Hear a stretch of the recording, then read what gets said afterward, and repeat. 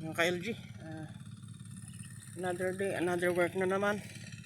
So ito, pinapatubigan na natin itong ating talong. Then at the same time, didilig tayo ng calcium nitrate tsaka Dufus Nitrabor. So yun, paagos. Sama natin si Kuya Ray, nandun siya sa dulo, nagdidilig din.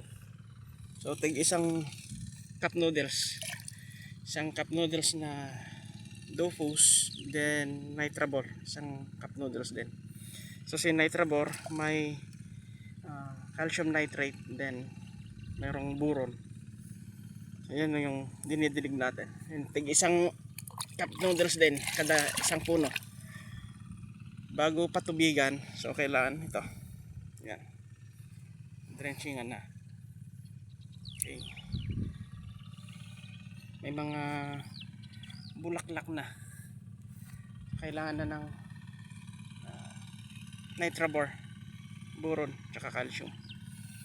Okay, happy farming.